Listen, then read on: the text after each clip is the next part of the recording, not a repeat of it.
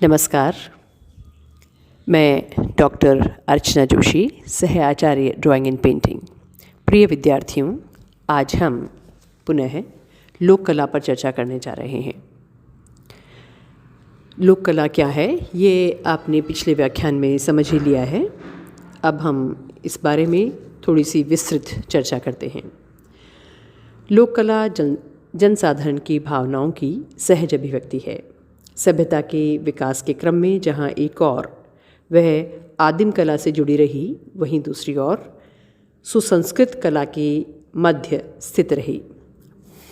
इस कला को मुख्यतः ग्रामीण जनता से संबंधित किया जाता है, क्योंकि वस्तुतः इस कला को आगे बढ़ाने का कार्य ग्रामीण जनता ने ही किया है। मोहनजोदड़ो और हड़प्पा संस्कृति से अपनी परंपराओं को प्राप्त करती हुई यह लोक कला आज भी हमारे सामाजिक, सांस्कृतिक और धार्मिक जीवन की परंपराओं के साथ संबद्ध होकर हमारे बौद्धिक धरातल को स्पर्श किए बिना हमारे आंगनों में पलती हुई आगे बढ़ती रही है। लोक कला की सौंदर्यात्मक अनुभूतियाँ, चेष्टाएँ, भावनाएँ, मनोवृत्तियाँ लोक कला के साथ घुली मिली रहती हैं। यह कला बिना किसी प्रलोभन, आश्रय, संकेत अथवा शिक्षा के निरंतर आगे बढ़ती है। जहाँ एक और इसमें बाल सुलभ सहजता है, तो वहीं दूसरी ओर आदिम समाज की सामाजिकता भी है। शास्त्रीय कला का गंभीर चिंतन इसमें नज़र नहीं आता। इसका सर्वांगीण विकास हमें घरेलू जीवन में ही मिल जाता है। इस प्रकार लोक शब्द को प्रतिबिंबित करने वाली यह कला इसी मानव समूह की भावनाओं का सहज प्रतिरूप है, जो उसकी सौंदर्यानुभूति और मांगलिक भावनाओं के प्रतीक रूप में अभिव्यक्त होती रही है। लोक मानस के हृदय की सरलता व सुबोधता लोक कला के प्राण हैं। लोक कला के सौंदर्य विधान को समाज के बहुसंख्यक लोग सहज श्वास की तरह ही स्वीकार करते हैं। लोक कलाएँ प्रमुख रूप से स्थानीय ही होती हैं। स्थानीय परंपराओं की दृढ़ता के कारण इस कला में प्रयुक्त की जाने वाली सामग्री भी प्रमुखतया स्थानीय व आंचलिक ही होती है। अर्थात जो उस क्षेत्र में आसानी से उपलब्ध हो जाए, उसी सामग्री को संग्रहित करके इस कला का निर्माण होता है।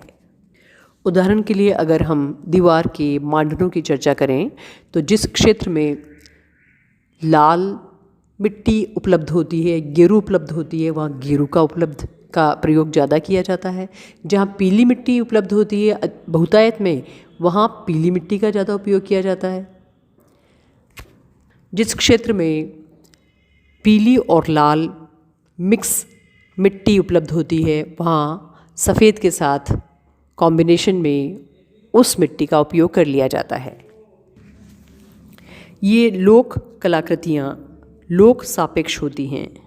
उसमें निहित भावनाएं किसी एक व्यक्ति से संबंधित न होकर समस्त समाज से संबंधित होती हैं। लोक कलाकार ऐसे वातावरण में कार्य करता है जहां उसकी परंपराओं का कोई प्रतिद्वंदी नहीं होता। लोक कलाओं पर बाह्य प्रभाव न के बराबर ही होते हैं, अतः ये कलाएं अकृत्रिम ही बनी रहती हैं। इस कला में परिप्रेक्ष्य अथवा स्थानगत दूरी का कोई विचार नहीं किया जाता और ना ही संयोजन की कोई विशेष निश्चित पद्धति होती है। लोक कलाओं के अभिप्राय बार बार प्रयोग में लाए जाते हैं, तथापि ये कलाएं मात्र अनुकरण नहीं होती, अपितु इनमें मौलिक शैलियाँ भी विकास पाती हैं, जहाँ मौलिकता के साथ साथ समाज में प्रचलित धारणाओं का भी ध्यान रखा जाता है। इसी प्रकार लोक कला किसी माध्यम विशेष में बंधी नहीं रहती। लोक कलाकार आकृति, माध्यम तथा तकनीक की दृष्टि से पूर्ण स्वतंत्र रहता है। आप मौलिकता का मतलब यहाँ यह मत समझिए कि कलाकार अपनी समझ से जो पैटर्न बनाए जाते हैं उसमें फेरबदल कर लेगा, अपितु कलाकार की अपनी निजी विशेषता का लाभ उस आकृति के निर्माण को मिलता है। स्वरूप बदलता नहीं। उदाहरण के लिए हम एक मोर की आकृति को लेते हैं। मोर की आकृति बदलेगी नहीं, परंतु कलाकार या जो गृहिणी उसका निर्माण करती है वो अपने विशेष अंदाज के द्वारा उस मोर का निर्माण करती है। तो वह दूसरी महिला से थोड़ा सा फ़र्क हो सकता है, परंतु मूलतः जो उस मोर की आकृति है और उसकी भावना है वो वैसी ही रहती है। मैंने पहले भी कहा था कि यह एक हस्तांतरण की कला है जो पीढ़ियों दर पीढ़ी हस्तांतरित होती है, और ये जो पैटर्न्स हैं, ये जो नमूने हैं, वो एक के बाद दूसरे को हस्तांतरित होते जाते हैं और ये लंबे समय तक चलती आने वाली एक अद्वितीय कला कही जा सकती है। लोक कला को लोकगीतों के माध्यम से भी बहुत सरलतापूर्वक समझा जा सकता है, क्योंकि लोकगीतों में लोक विश्वास, रीति रिवाज और परंपराओं के बहुत ही स्पष्ट विवरण प्राप्त होते हैं। 19वीं शती में विद्वानों का ध्यान सर्वप्रथम मौखिक परंपरा से चले आते हुए लोक साहित्य की ओर गया। सन 1886 में विलियम जॉन थॉमस ने इस साहित्य को फोकलोर का नाम दिया। भारतवर्ष में लोक कला को जीवित बनाए रखने का श्रेय जहाँ नारी समाज को जाता है, जो व्रत, उपवास, उत्सव, त्योहार एवं धार्मिक अनुष्ठानों पर अपने घर परिवार के लिए अनेक मंगल कामनाएं करती हैं। आपने देखा होगा भारतीय नारी और विशेषतः राजस्थान में कि हर दिन ही कोई उसकी पूजा पाठ का दिन होता है, हर दिन ही उसका कोई त्यौहार होता है। इस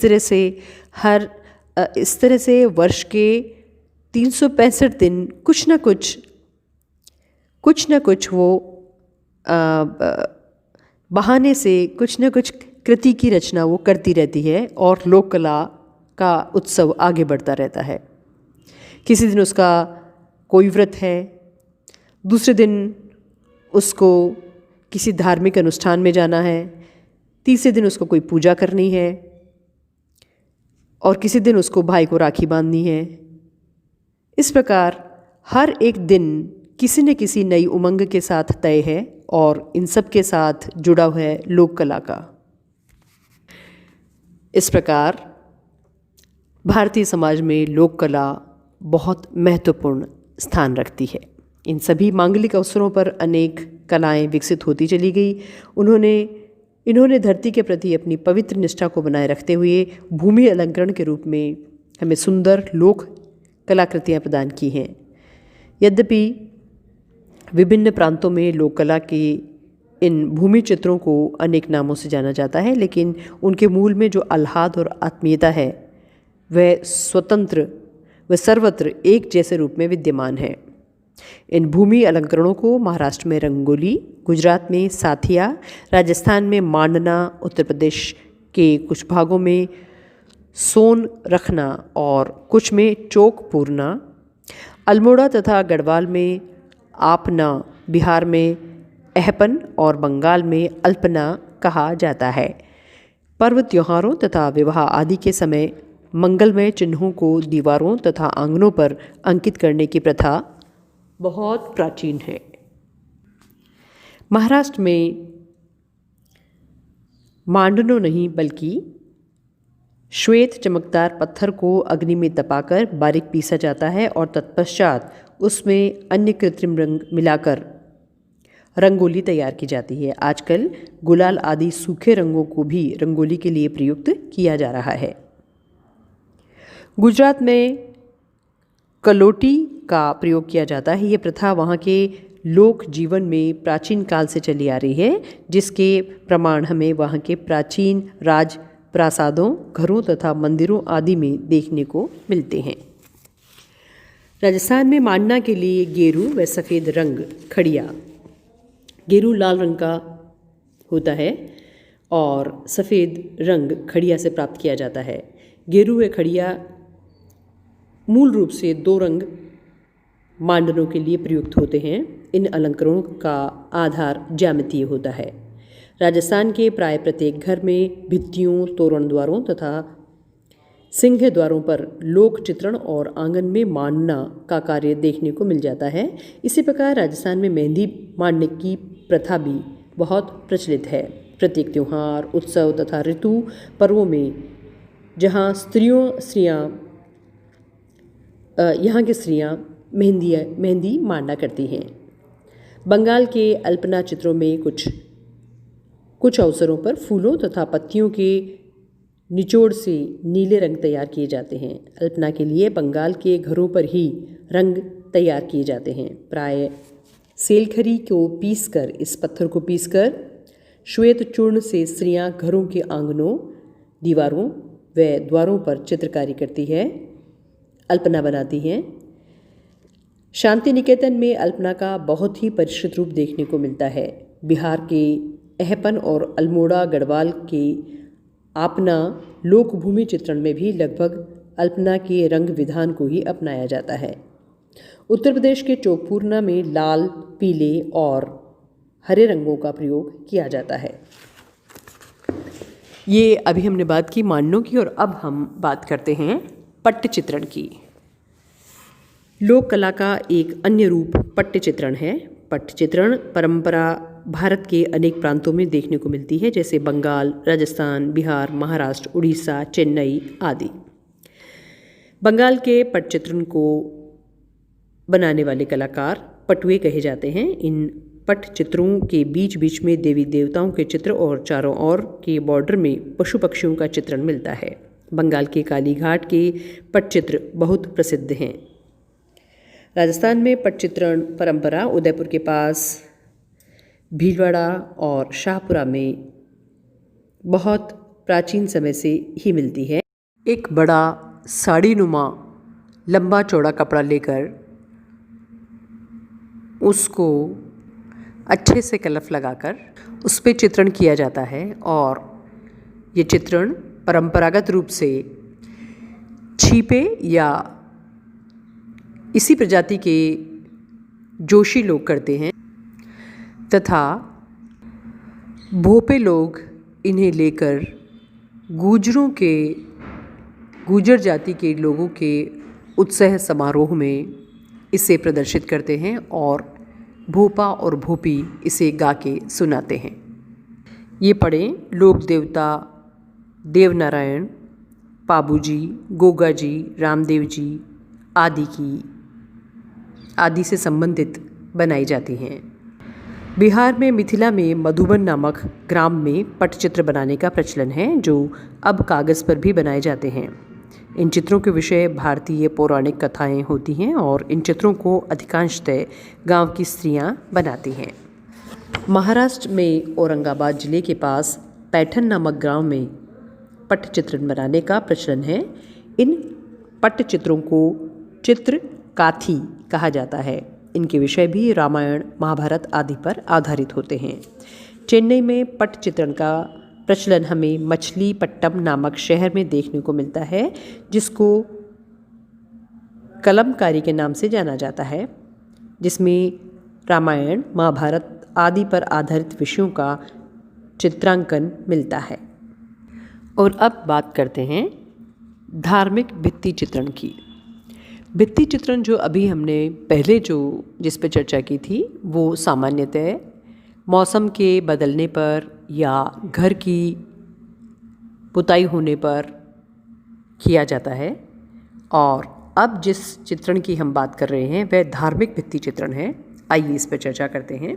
भारतीय लोक कला का प्रादुर्भाव धार्मिक भावनाओं से होता दिखाई देता है, जो आज भारतीय जीवन के हर पहलू में रच बस गई है। यहाँ की लोक कला का एक विशिष्ट रूप धार्मिक भित्ति चित्रों के रूप में दिखाई देता है। होली, दीपावली, दशहरा, श्रावण, तीज, नागपंचमी, शीतलाष्टमी, अहोई अष्टमी, करवा चौथ, गणेशोत्सव, गोवर्धन पूजा, जन्माष्टमी, सांझी, विवाह उत्सव, पुत्र जन्म, उपनयन संस्कार, व्रत उपवास आदि अनेक अवसरों पर घर की दीवारों, द्वारों, चौपालों, पोल आदि पर गैरिक आलेखनों, मसी चित्रों, वर्ण चित्रों, चावल की मांडी तथा हल्दी आदि के द्वारा परंपरागत रूप में भित्ति चित्र अंकित किए जाते हैं। इसमें शंख, स्वास्तिक, आभूषण, चक्र, कलश, फूल पत्तियाँ आदि मंगलमय एवं सुख समृद्धि सूचक आकृतियाँ चित्रित की जाती है। कुछ विशेष अवसरों पर जैसे दुर्गा पूजा, गणेश उत्सव आदि पर इष्ट देव की प्रतिमाएं बनाकर जुलूस के रूप में निकाले जाने के उपरांत जल में प्रवाहित कर दी जाती है। इस प्रकार अनेक प्रकार के मनोरंजन प्रवृत्त कलाएं जैसे सांझी, टेसू, नौरतें आदि का भी प्रचलन है। शिशु जन्म के अवसर पर द्वार साथियों की प्रथा भी है। विवाह के अवसर पर थापे, पाने आदि बनाए जाते हैं। इनको बनाने के लिए प्राय गोबर, मिट्टी, शंख, कोड़ी, सीप, खजूर आदि की पत्तियों का प्रयोग किया जाता है। नियमित रूप से भी कुछ आकृतियों का सदैव प्रयोग किया जाता है, जैसे घरों तथा खलिहानों के द्वार पर गणेश, लक्ष्मी, इंद्र आदि की आकृतियां बनाए जाने की प्रथा है। घरों के द्वार के दोनों तरफ श्रवण कुमार के पाने सजाने की भी प्रथा है। उत्तर प्रदेश में सांझी के त्योहारों पर गोबर की एक बड़ी प्रतिमा बनाई जाती है। उसको वस्त्राभूषण से सुसज्जित करके उस पर सुनहरी रुपहली पन्नियाँ चिपकाई जाती है। भूमि अलंकरणों, भित्ति चित्रों व पट्टचित्रों के अतिरिक्त भी लोक कला के उदाहरण हमें दैनिक उपयोग की वस्तुओं में भी बड़ी संख्या में देखने को मिलते हैं। लोक कलाकार इन्हें अधिकांशतः उपयोग के आधार पर बनाता है। इनके उदाहरण हैं मिट्टी के पात्र, वस्त्र, नाव, मधुमक्खी पालने का संदूक, कंघी पालना, पंखा, वाद्य यंत्र, चमचे, छड़ी, बैंत, गुड़िया, खिलौने, कठपुतली, चरखे, टोकरियाँ आदि। ऋतुओं के उत्सवों में भी लोक कलाकार अनेक प्रकार की मनोरंजक कलाकृतियाँ तैयार करते हैं, जैसे अनेक प्रकार की मनोरंजक वेशभूषाएं, मुखौटे, पुतले, आतिशबाजी आदि। राजस्थान में ब्लॉक प्रिंटिंग, बंधेज, पीतल व पत्थर की नक्काशी की मूर्तियाँ, ब्लू पोट्री आदि कुछ उल्लेखनीय कलाएं हैं जो विश्व भर में प्रसिद्ध हैं। लोक कला की प्राचीन परंपराओं की उपलब्धि शुंगकालीन सांची के तोरण द्वारों में अंकित जातक कथाओं के लोक चित्रों में होती है। इस लोक कला के दर्शन हमें अजंता की चित्रावली, राजपूत, पहाड़ी व अपभ्रंश जैन शैली में भी होते हैं। अपभ्रंश शैली के चित्रों में लोक जीवन की सार्थक अभिव्यक्ति तभी संभव हो सकी जब उसने राज्याश्रयों के विलासमय वातावरण से अछूती रहकर लोक कला की सच्ची झांकियाँ प्रस्तुत की। लोक कला से प्रभावित आधुनिक चित्रकारों में यामिनी रॉय का नाम विशेष सम्मान से लिया जा सकता है। तो लोक कला की शैली पर वर्तमान शास्त्रीय कलाओं, औद्योगिकरण व मशीनी युग ने भी बहुत प्रभाव डालना आरंभ किया है। इससे इस कला के स्वरूप में आज परिवर्तन आने लगा है।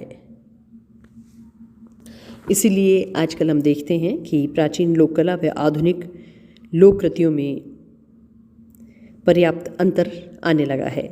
आज इस लोक संस्कृति को बचाए रखने की आवश्यकता है और बचाए रखना इसलिए आवश्यक है कि वही लोक कला का वास्तविक स्वरूप है। आप सुनते रहिए, समझते रहिए और जानते रहिए कला के बारे में। धन्यवाद।